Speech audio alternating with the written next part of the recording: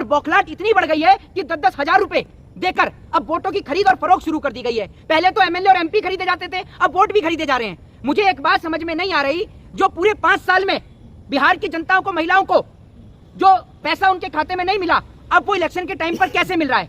सिर्फ इसलिए मिल रहा है ताकि उन पैसों के जरिए वोट खरीदे जा सके। और मैं आपको बता दूं, ये नीतीश कुमार जिस कमल को लेकर आया, बिहार में इतनी गंदगी कर दी, इतनी कीचड़ मचा दी कि वहां पर कमल खिल गया। लेकिन पहले सुन लीजिए, कमल जो है वो कीचड़ में खिलता है। बिहार के अंदर इतनी गंदगी करके नीतीश कुमार बीजेपी को बिहार में लेकर आया, और अब की बार लिख लीजिए, क्योंकि ऐसा कोई सगा नहीं जिसे भाजपा ने ठगा नहीं। ये याद रख लीजिए, भारतीय जनता पार्टी को जो नीतीश कुमार लेकर आया, यही नीतीश कुमार स्वयं अपनी बर्बादी का कारण बनेगा। और बिहार से नीतीश का तो निश्चित तौर पर सुपड़ा साफ हो रहा है, लिखकर ले लीजिए। क्या बिहार के लोग, उनकी याददाश्त इतनी कमजोर हो गई कि कोरोना काल का वो वक्त भूल गए जब सड़कों पर पैदल चल रहे थे, बिहार की बहनें सड़कों पर अपने बच्चों को जन्म दे रही थी? वो वक्त आप भूल गए? उस वक्त पर भी आपका ये नेता नीतीश कुमार जिंदा था, नरेंद्र मोदी जिंदा था, लेकिन आपके लिए एक शब्द नहीं बोले। बिहार में जिस तरह से एनडीए और बीजेपी की, एनडीए में बीजेपी और जेडीयू के बीच घमासान नजर आ रही है, इसको आप कैसे देखते हैं? नीरज कुमार आरोप लगाते हैं सम्राट चौधरी पे कि उन्हें खुलकर आके सामने बताना चाहिए फर्जी डिग्री और केसेस के बारे में अपने। पहली बात तो ये है कि जिस तरीके से आज बिहार की दुर्गति है, बिहार एक ऐसा राज्य है, अगर बिहार को डेवलप किया जाता, नीतीश कुमार और मोदी सरकार अगर बिहार को लूटने की जगह अगर बिहार को डेवलप करते, तो बिहार के लोग महाराष्ट्र के अंदर पिट नहीं रहे होते, बिहार के लोग मुंबई के अंदर पिटते हैं, नीतीश कुमार के मुंह से आवाज नहीं निकलती। पूरे देश के अंदर हिंदू और मुसलमान के नाम पर चुनाव लड़ने वाली भारतीय जनता पार्टी को जब कोई और मुद्दा समझ में नहीं आया, तो मोदी जी ने एक नया मुद्दा लाके खड़ा कर दिया कि मोदी जी को माँ को गाली दी गई। जबकि अब तक देश के प्रधानमंत्री ना तो बिहार से विकास की चर्चा कर रहे, ना डेवलपमेंट की चर्चा कर रहे, और बौखलाहट इतनी बढ़ गई है कि 10-10 हजार रुपए देकर अब वोटों की खरीद और फरोख्त शुरू कर दी गई है। पहले तो एमएलए और एमपी खरीदे जाते थे, अब वोट भी खरीदे जा रहे हैं। मुझे एक बात समझ में नहीं आ रही, जो पूरे 5 साल में बिहार की जनता को, महिलाओं को जो पैसा उनके खाते में नहीं मिला, अब वो इलेक्शन के टाइम पर कैसे मिल रहा है? सिर्फ इसलिए मिल रहा है ताकि उन पैसों के जरिए वोट खरीदे जा सकें।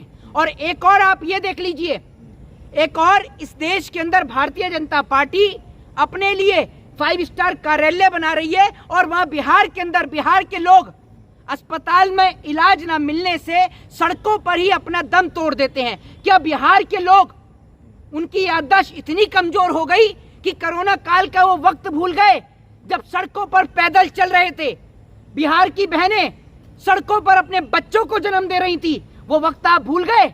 उस वक्त पर भी आपका ये नेता नीतीश कुमार जिंदा था, नरेंद्र मोदी जिंदा था, लेकिन आपके लिए एक शब्द नहीं बोले। आप वो वक्त भूल गए जब आपके बच्चों को पटना की सड़कों पर खदेड़कर रोजगार मांगने के पीछे, पेपर लीक के पीछे आपके बच्चों को सड़कों पर पीटा गया। उस वक्त पर आपके बच्चों का हाल जानने के लिए कोई नीतीश कुमार या उनका बेटा नहीं आया, बल्कि लालू का लाल तेजस्वी यादव आया, जिसने सत्ता में ना होने के बावजूद भी आपके बच्चों से आकर उनका हाल पूछा। और जब उनकी सत्ता बनी थी, उस वक्त भी बिहार के लोगों को रोजगार देने का काम किया। सशक्तिकरण के लिए 10,000 रुपए दिए गए, महिलाओं को सशक्त किया जा रहा है बिहार में। ये सारी महिलाएं बिहार की सशक्त होंगी?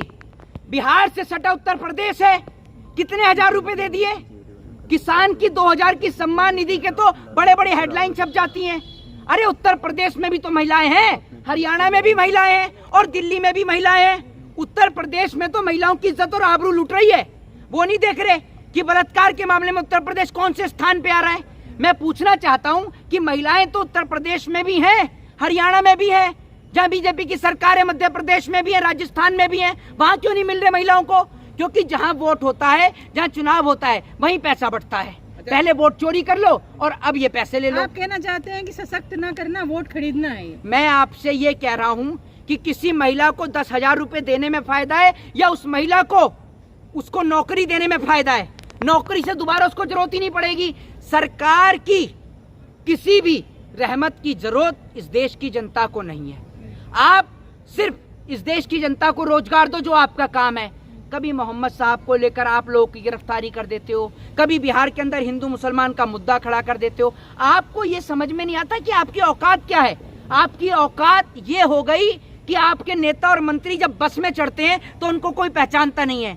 आपके नेता और मंत्रियों की ये औकात है कि बिहार की जनता आपको भगा रही है, वहां से पथराव आपके ऊपर हो रहा है, आपको तो शर्म आनी चाहिए, शर्म।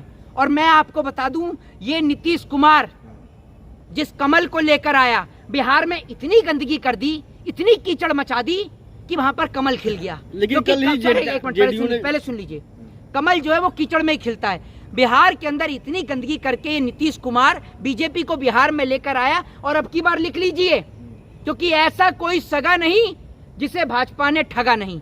ये याद रख लीजिए, भारतीय जनता पार्टी को जो नीतीश कुमार लेकर आया, यही नीतीश कुमार स्वयं अपनी बर्बादी का कारण बनेगा। और बिहार से नीतीश का तो निश्चित तौर पर सुपड़ा साफ हो रहा है, ये लिख कर ले लीजिए। अच्छा मोहित शर्मा, मोदी जी फ्री की रेवड़ी बोला करते थे, केजरीवाल पर हो या जिस तमाम लोगों पर आरोप लगाते थे, लेकिन आप एक के बाद मध्य प्रदेश, महाराष्ट्र और अब बिहार, हर जगह पे कहते हैं भाई दिवाली होली पर फ्री मिलेगा। असल में एक वर्ड इस्तेमाल किया जाता है, दुग्गल साहब, समझ रहे हैं?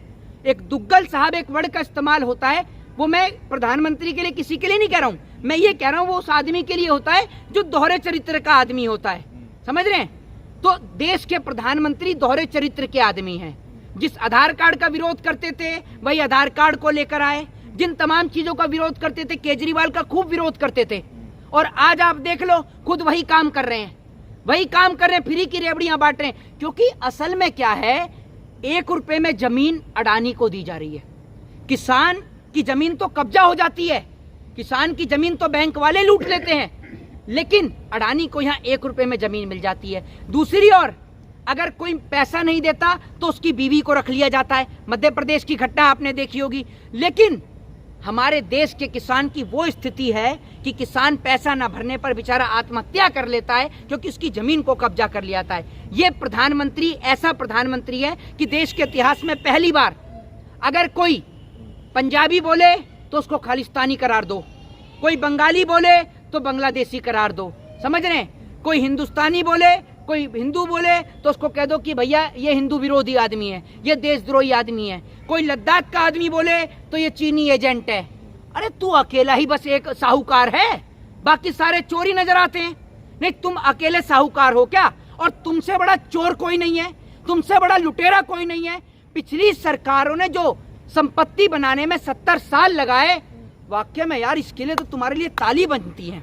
तुमने उसको बेचने में कोई समय नहीं लगाया, तुम तो उसको 15-20 साल में यूं ही निपटा दिया। और तुम्हारे हाथ में अगर देश कुछ समय के लिए और रह गया या कुछ समय के लिए और तुम जिंदा रह गए, तुम तो अंदर पहनने वाले लोगों को कच्चा भी बिकवा दोगे।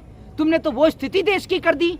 अरे देश के अंदर आज अखबार खोल के देखो, टीवी खोल के देखो, चैनल खोल के देखो, हिंदू मुस्लिम, हिंदू मुस्लिम, मुस्लिम हिंदू। अरे ये समझ में नहीं आ रहा कि जो हिंदू मुस्लिम 70 साल से एक साथ मिलजुल कर रह रहे थे, आखिर ऐसा कौन सा आतंक मचा कि वो हिंदू मुस्लिम एक दूसरे के खून के प्यासे हो गए? तो कोई आतंक नहीं है। ये टीवी चैनल, मीडिया, अखबार इतना हिंदू मुसलमान की नफरत पैदा कर दी कि आज वो भाई दूसरे भाई के खून का प्यासा हो गया और दोनों भाइयों को लड़ाकर ये कुर्सी पर विराजमान है। ये आप समझ लीजिए।